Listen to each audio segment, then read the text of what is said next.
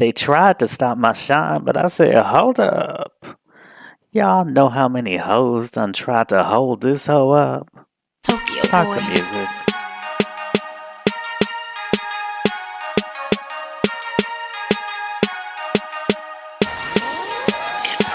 Say I'm bossed up. Miss Ross up. Said I'm bossed up. Miss Ross up. What's up, y'all? What's up, y'all? What's up, y'all? What's up? Last week of March, what's up? What's up? Hey, y'all, welcome to Craig's Pop Life, a black gay excursion into pop culture. I am your host, Craig Seymour. You know me. I'm a veteran music journalist, been in this game for more than 20 years. You can check out my writings and such at randbeing.com, or you could go. I wish I could say you could go to a bookstore, but ain't no bookstores really around anymore. So you can go browsing on the Amazon, right? Go browsing on the Amazon, look at some of my books.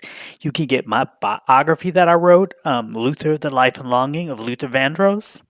You can get my memoir about being a stripper hoe in grad school called All I Could Bear My Life in the Strip Clubs of Gay Washington, D.C. Get yourself a little historical context with your booty.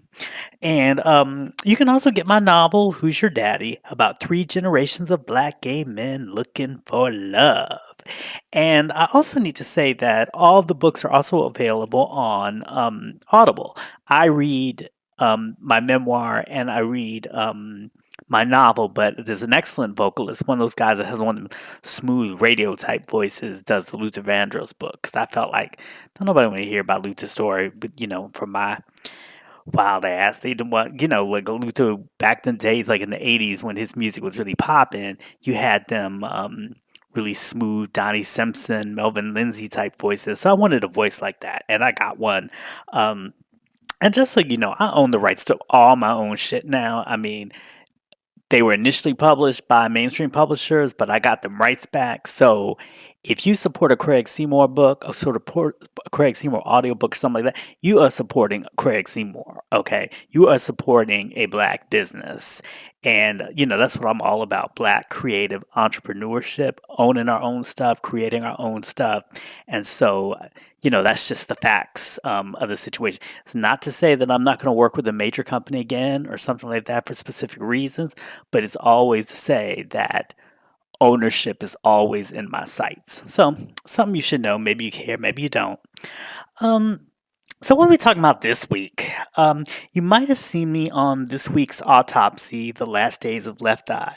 If y'all got reels, which to be honest, I don't really know anybody that has reels other than people with direct TV. Like I finally cut the cord and I was a cable diehard. Like I had spent too many years as like a preteen waiting for. Remember when you had to wait for cable to come to your town, and other towns be having cable, but your town wasn't hooked up, and you kind of had to be waiting and waiting and waiting. And I just felt like I was betraying the young. I don't even know what age I was, maybe 12 or something like that. Person that was like couldn't get MTV when they did the Prince Purple Rain party and had to watch it at a cousin's house and just all sorts of stuff like that. So I was very, you know, not wanting to cut the cord. But finally, they hit me with this bill that was like 300 something. I said, sometimes that's the way it is with businesses, right? Like with phones and all sorts of things. It's like you may not want to do it, but then you get that high bill or you get something out, because to me, like I thought cable companies were trying to keep people, but then they raised my rates talking about, oh, are you on a 3-year promotion? The fuck is a 3-year promotion? Who knows that you're on a three, and then they don't give you no warning that the promotions are up, and they just hit you with them. Open that bill, say, "Wow, I must be 6 months late or something." I mean, not that many, but the thing. So I just had to get rid of them. So then I thought I had to go with the satellite situation, right, and get me a direct TV satellite. But this guy came to hook up my satellite, and he was like, you don't need a satellite, right? And I was like, what you talking about? So I have it now. I have this service, Direct TV Now, or something, where I get all the channels. It's all through my internet, and I get all the channels and everything. I can watch it on my screens. I can watch it at home. So anyway, all that to say is I have reels that way, but I don't know. My mama don't have reels. I don't know anybody else with reels. But in any event, last Sunday, Reels did. They have a show called Autopsy, which deals with the last days of a celebrity's death, and they really go into it. They're reading the actual autopsy and talking about the cause of death. It's not the type of show that I would normally watch. I'm not a forensic files person. I just don't really care about any of that kind of stuff. But I was contacted by the producers last year, and I had written a cover story on Left Eye, and I'd spent a lot of time with her, so I felt, fairly knowledgeable about speaking about her. And it was like an all-day interview. I talked about everything. I talked about how she got her name Left Eye from Michael Bivins. I talked about her creative role in TLC, where it's like every album, every creative idea that TLC had always came from Lisa. But the problem is Lisa would then have another idea, and then she'd be mad that you preferred her previous idea and you weren't seeing this next idea she had. And like they were all her ideas, but she'd get tight because you didn't want to change everything that already been set up in place because she had a new idea. And so, that's just sometimes the way it is with creative personalities. So, I talked a whole lot, but in the interview with the producer, but um, not much was used in that, and I think that's wise because when they interviewed me, I don't think that Lisa's brother and sister had signed on to participate, but evidently, because they're in the episode a lot, they evidently had signed on. So it's like, of course, why do you want to hear me talk about Lisa's life when you can hear her brother and sister talk about Lisa's life? So I thought that was very appropriate, and it is what it is. But watching the episode though, like if you can find it on, maybe if you have one of the few like me that actually have reels, or if you can find it, on some of the net somewhere, is I was really surprised by some of the new info about the cause of death at the very end. I'm watching it like, where am I? Where am I? Where am I? But then at the end, I'm kind of like, wow, I didn't know this. This is actually interesting. So, for what it's worth, there's that. And I'll be in a Luther Vandross episode of the show in the very near future. So, I'll keep you up to date with that. Um, but it seems like this week I've been missing birthdays of celebrities and all sorts of anniversaries. Like it's the anniversary of one of my favorite albums, Jody Watley's Larger Than Life. And then, there's Diana Ross's 75th birthday.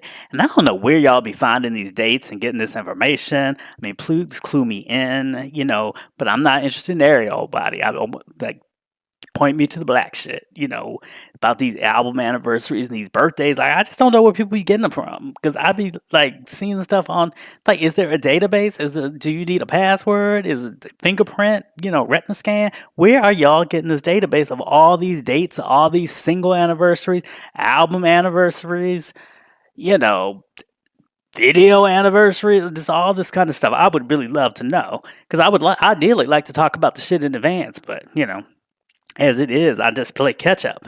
So this week, we finally celebrated the 75th birthday of Diana Ross. Of course, she used this year's whole Grammy Awards as almost like a trailer for the main event of her actual birthday. And so a couple of people have asked some of my Diana Ross opinions, and I'll definitely get to that. But the question that I've had, a question I have now and the question that I've had for years, like when I saw her at Essence a few years ago, is I'm trying to find out, when did Black folk as a whole begin to unapologetically embrace Diana Ross? Because as a child growing up in the 70s, Diana Ross was a very, very controversial figure, especially in mixed black company. Like, you weren't gonna bring up Diana Ross at the barbecue or at Thanksgiving dinner. It's just, she was controversial. And, more than one time, more than 10 times, more than 20 times, the word B was associated with her name whenever her name was brought up. Because black folks had a number of beefs, which I will try to summarize. There was just her, just in general, leaving poor Florence Ballard, that whole thing, and then becoming Diana Ross and the Supremes, and then Florence dying penniless. And then apparently she showed up and showed out at Florence's funeral, crying and carrying on. So that was a big strike against her. And then I don't know if this is urban myth or something because I can't find it on YouTube, but there was always this um, sort of that people would always talk about one appearance she made on the Tonight Show, and she talked about her white husband, who I guess is Tracy's dad, and she said, "Oh yeah, she wanted to marry a white man because that way they'll have good hair," or some kind of wild nonsense like that. So that was another thing that folks just wasn't having. I would like to know if that's true and if that clip is out there. And then people were mad at her fucking up Billie Holiday's story in Lady Sings the Blues. I mean, a lot of people thought it was a good story. It just wasn't Billie's story. Plus, it's not like she looked anything like Billie. I mean, Billie was a thick woman for most of her life. I mean, she got very thin toward the end of life, but Billie would be, Billie had something. She had body, and Diana is like a stick figure, in the best way. And then plus, she didn't sound like Billie. I mean, she sounds like Diana Ross singing some Billie Holiday songs, but she don't sound like Billie Holiday. And isn't that what's about biopic is supposed to be? So people were just not feeling that either. Like they felt like she hijacked Billie Holiday's story just because she wanted to make a dramatic story, not because she was trying to do service to the memory of Billie Holiday. And then people got mad because she done hijacked The Wiz, the beloved Broadway play that, I can't tell you how many school trips, church trips, and whatever I took from DC to New York just to hear Stephanie Mills sing Home. I mean, that was the thing. But, Diana took the Wiz movie from age appropriate Stephanie Mills, singing ass Stephanie Mills, and had to revamp the whole damn thing to be about a timid middle-aged schoolmarm. So people were just like, her ego is just out of control. She's just running amok through black popular entertainment, and we just had enough. And I think, but what it also was, and why people had so much, and we're talking about, there was a lot of animosity and just anger toward her. And I think about like my parents' generation, they were the first to kind of post civil rights, so they had opportunities, jobs in these white institutions, and they're trying to navigate these white institutions in the best way they know how. And then, of course, there's going to be somebody on the job running behind the white people, kissing all up to the white people, and selling other black people out in order to get ahead. And I think in a lot of ways, Diana Ross, fairly unfairly, came to occupy, she became a symbol of that type of person. So it's just very interesting to me when she kind of we brought her back into the fold, and I think it's just a matter of if you stay around long enough and you sort of basically just fabulously survive. What I mean? You just survive in a way that your survival actually becomes inspirational to people, regardless of what you may have done to survive. You are a glorious survivor, and I think people just respect that. People respect the history, and they are less likely to look at these, the little things that people had beef with just seem small. Who cares if, if she had ego. I mean, because we now realize if she hadn't had that ego, well, then maybe she wouldn't appear been able to clear a path for the Donna Summers and the Janets and the Beyoncés and everything like that. I mean, maybe she had to be that one in order to get people to take her seriously and get people to take a black woman seriously, like they took all the Barbra Streisands and stuff. Maybe that's why she had to make people call her Miss Ross. I mean, so there's a lot to that, and I think we understand that a little bit more historically. So, I love that people love Diana. I've always loved Diana. One of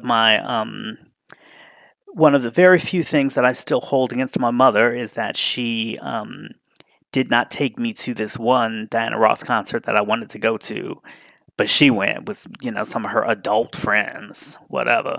And it was the one where she had like a helicopter, I think, land on stage or something like that. And she did bring me back the tour book, which was beautiful and everything like that. But still, I should have been there, and I will go to my grave feeling tight about that. So let's get into my Diana top 10, which I will put on the blog, craigspoplife.com. Um, of course, these things can always change, but I'm just a list boy. I like making lists. So, well, let me go from the bottom, because I like drama. I like lists and I like drama. So, coming in at number 9, we have the extended alternate version of Love Hangover. Now, this is a version that I didn't even really know about until the Diana remix album, and Frankie Knuckles did one of the Love Hangover remixes, and he used all these vocals, and I'm like, where are they coming from? I ain't never heard these vocals before. And come to find out, they were from this alternative version. I just love the background. It changes the song to me so much. It's like it's more driving, like, where they're like sweet, sweet, sweet, sweet. Like it's just, I don't know. It's even more sexual tension to it. For me. So that's at number 10. Number, yeah, so, child, need to go back to elementary school to learn to count. Number 9 is Say We Can from Working Overtime, which so many people overlooked. And, this is one of those things that she got kind of, it was unfair, but when she was talking about the album to Barbara Walters was asking her what the sound was like, and she was like, "Well, the kids call it house and hip hop." So everybody thought that was the wackest thing that you could possibly say. The problem was the album really is an authentic expression of house and hip hop at the time, of the New Jack Swing at the time, and a really wonderful expression of that. It's produced by Nile Rodgers. Working Overtime is a jam. Um, Rosie Perez is all in the video, teaching Diana Ross how to dance. And it was one of the very few attempts of the older generation to try to bridge with the younger generation of R&B. But because it was so rejected, almost nobody tried it again, and that's where we created this huge generation gap in R&B that occurred during the 90s. But Diana Ross was out there in her cutoff jeans and stuff at some kind of club doing it, keeping up with Rosie and everything. She was trying because it was important to her, and she had always kept up with the trends. Do you know what I mean? And so I just think that's Working Overtime is just a fantastic record. If you haven't heard it, just listen to the album, and as extra bonus points, find the Blaze house mix of Working Overtime. Not just the Blaze mix, but the Blaze house mix of Working Overtime is fantastic.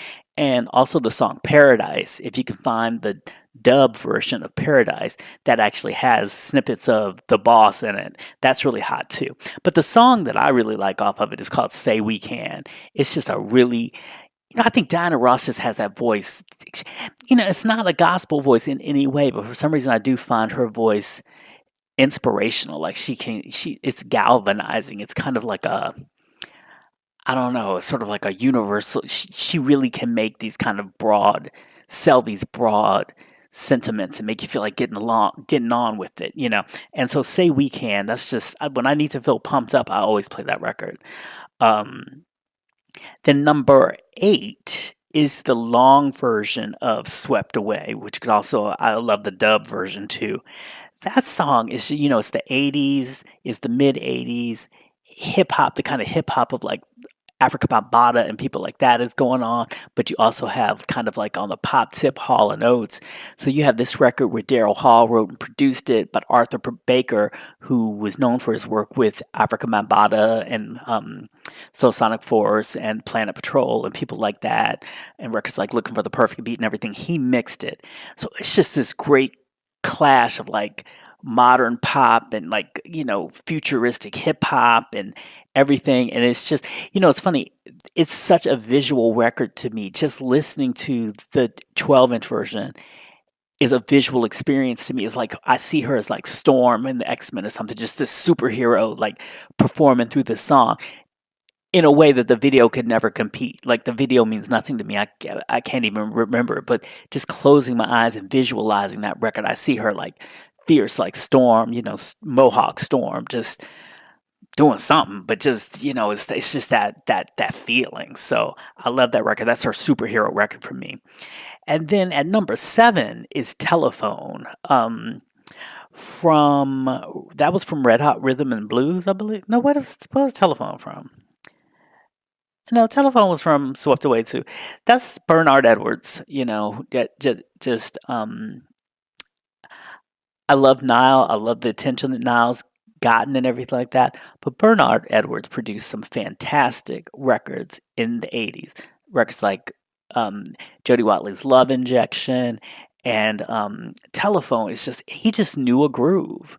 And he could just get in there and get that groove and just change the groove slightly and just change the melody again and just keep you going back to that groove. And Telephone is just like that to me. Telephone is just like a mid-tempo groove and it just keeps working a groove. It's like how deep can you get into a groove? So I love that record. Coming in at Lord, I done lost count. 1, 2, 3, 4, 5, 6. Coming in number 6 is Muscles by Muscles, that which Michael Jackson did. And I just love that record for the futuristic minimalist production. I wish he had brought some of that to his own work, especially toward the later years. I wish he could have remembered that minimalist kind of electro aesthetic of Muscles because I think that would have served him well. Where toward the end of his career and even Bad Era and everything like that, with the exception of songs like Remember the Time and Butterflies, it was always about more production, more production, more production, more production. It's like he wanted to outdo the amount of production on Janet's records. Even after she stripped everything down, he just wanted production and production and production. So I think that was one of Michael's best production moments. Um, at number 5, no, hold on, 1, 2, 3, 4, 5. Yeah, number 5, number 5. No One Gets the Prize. Just one of those excellent Ashford and Simpson joints. I think Diana Ross I think Diana Ross is a really good actress. I really enjoyed her in certain things. I can't remember what would be a fave. I haven't liked her in that movie with Brandy. And is that the same movie or a different movie than the one where she's like a schizophrenic or something? Either way, but she's she can act, but she also can really use her acting abilities to tell a story in a song. And I think No One Gets the Prize is a really good storytelling song, and it's done by Ashford and Simpson, so that's great. At number 4 is Have Fun Again from the Diana album, which gave us the hits like I'm Coming Out and Upside Down and My Old Piano. But something like Have Fun Again is just so celebratory to me. And not that, well, it's been decades though, but when they finally, when Nile Rodgers and Bernard first turned in that album, nobody liked it. Nobody thought it would be a hit. They thought it was too minimal. So Motown kind of re-edited it and kind of remastered and did all sorts of stuff to it. Well, when they did the reissue of it, they finally released the original Chic mixes, which were just much more stripped and funky and just and just the guitar and the bass were just banging like Chic records. And so Have Fun Again is just my favorite of those records that were released with the original Chic versions. I just think it just slaps. Um, at number 3, Come See About Me, The Supremes. I don't even know. I mean, Diana Ross's vocals is so sparkly and so seductive on that, but without those subtle vocals by Marion Florence, like I don't know if I like the. I think it's just the both of it. Like I would not like the record without their vocals, and something about just sort of like low key nature of their background vocals makes Diana stand out, and it's just I think a perfect record of what because it's kind of early in their careers, but it's a perfect record of what they would become. Whereas, at their best, Marion Florence or Cindy um, enhanced what Diana was doing, and they, you know, made her shine, but their contributions were so noteworthy because they provided the context to really make her shine. And I think those were some of the best um, Supremes records. And then number two is when the love light starts shining through his eyes, which I think might have been their first single or one of their first singles. It was definitely a flop, but I just love that is a punk song to me. I just love that punk energy there. It just they're like Florence and Mary like screaming like they're in a girl gang or something, and just the beat is just unrelenting, and they just sound so young and just so tough and so hungry, and so I just love that record. That's like a fight song to me. I want to like punch something or something when I hear that song. I just love it. And then of course at number one is the boss. Just says so much about black music at that time, in terms of Ashford and Simpson's aesthetic and them having come up through the church and but them to be able to use that kind of traditional form of black music, which can actually be from a very conservative part of the black community, in the efforts of these feminist anthems of the time, that are grounded in this music that comes from the old fashioned church, you know, and I think this epitomizes it, especially in her release, on the 12-inch version, just with, when she's doing that, ooh, ah, you know, that's such an ecstatic release. And you really feel like, she's accepting the fact that she's not always going to be in control. And that's freeing rather than feeling constricting. You know what I mean? Which I mean, that often comes with a kind of convergence or a kind of epiphany or a kind of realization. It's like just the understanding of a situation can make you feel free from it because you're no longer caught in that cycle of trying to figure it out. And so I just love that. And also going back to like using this form for, feminist statements, like when they did, I'm Every Woman for Shaka. It was all this time period where they were just doing these incredible records. And I think that um, that was incredible for all those reasons I said, but also it really does set up who Diana ultimately became and ultimately is to this day. She is the boss, and because she said that she's the boss, you know, Beyonce can say that she's the boss, and Rihanna can say that she's the boss. That was just such an important statement for women in R&B and women who were black women who wanted a larger stage than just R&B music, that wanted to take their music and bring it to a larger pop audience. That took a lot of bossiness, not bossiness like being bossy, but that took being bossed up, and you know Dinah did it. So all praises to Ms. Ross. Now moving on to just something that I'm a song that I love this week. And this just gives you a little bit of context. I mean, I will always ride for house music. Okay, house music is so essential to my identity as a black gay man because as I was coming out, that was the soundtrack. The gathering places, everything, the songs people were talking about, like no matter what was the hits or whatever going on, it's like I feel among the black gay men within my circle, we could always talk about these club records and like and that and you could almost talk about club records with somebody, and that will be a way of you knowing that they were in the life or they were one of the children. So I will always ride for house music, not this crazy, electro euro shit. I'm talking about house music that has some, churchy pianos in it and everything like that. And so one of my favorite collectives that make house music and still do it, they're the Basement Boys. and their affiliates like DJ Spin. So I'm always keeping an ear out for what they are doing. And they dropped this thing. I guess it dropped in January, but I ain't know.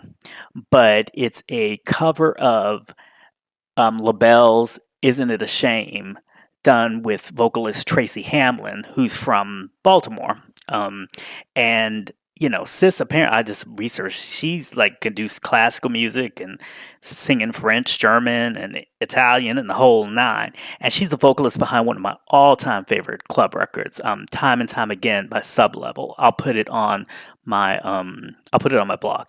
But in any event, she's come back with this cover of Labelle's definitive ballad from Chameleon, "Isn't It a Shame?"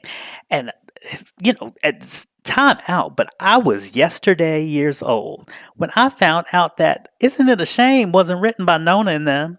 It was actually done by some white man named Randy Edelman. And I'll put this on my blog too. But you listen to that, you will have no idea that it was the same song. Like it doesn't sound anything like the sort of emotional,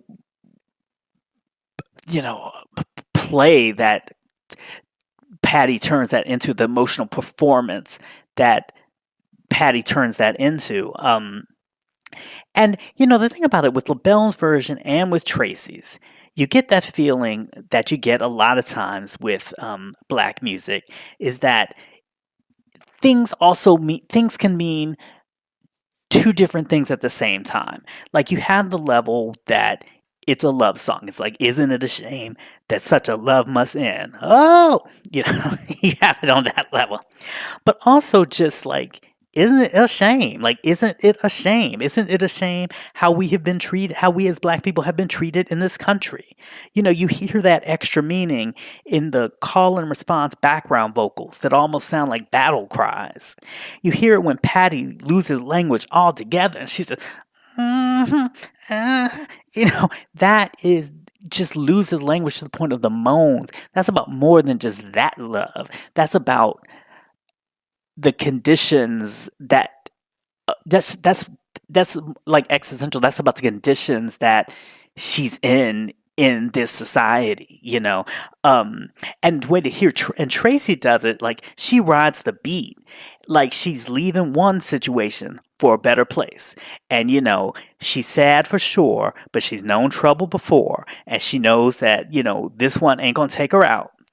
But just the fact that she has to deal with some same old shit again, it's like, whether it's a man or the man, isn't it a fucking shame? Isn't it a shame? Once again, isn't it a shame? How many times have you thought that in life, just going through life as a black person, as a black gay person, or just whatever you go through, but just going through shit, isn't it a shame? Because, and especially with black people, it's like, your interpersonal relationship may be going bad and you have to deal with racism. The car may be broken and you have to deal with racism. It's like everything is compounded by some level of racism. And, sometimes you say, isn't it? Yes, it's a fucking shame. Isn't it a shame? It's a rhetorical question. Yes, motherfucker, it's a shame. So, I love it. So check out Tracy Hamlin's rather.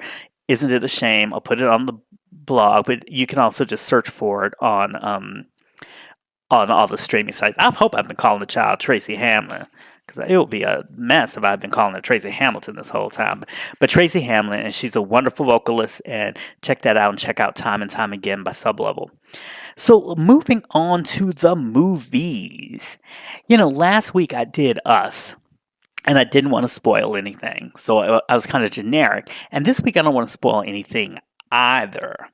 But I do feel like some of these theories that have been circulating around the Twitter sphere and stuff like that have been kind of irritating me to a little bit, where I feel like I do need to speak on something that I don't think will ruin anything, but it bothers me because there's this theory that the film kind of works upon the metaphor of like, or kind of works upon the idea that in order for there to be haves, there have to be a subclass of have-nots. And I get that. I get that. I get how that can link to like the prison industrial system and all sorts of things in our society, right? How just the distribution, the disproportionate distribution of wealth, kind of speaks to all that.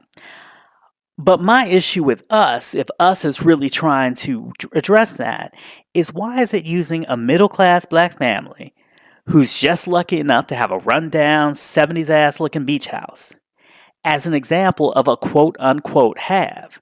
I mean, they're just sitting there minding their business. Why are they the subject of such a deep sci-fi critique? Like that seems to be a little misplaced.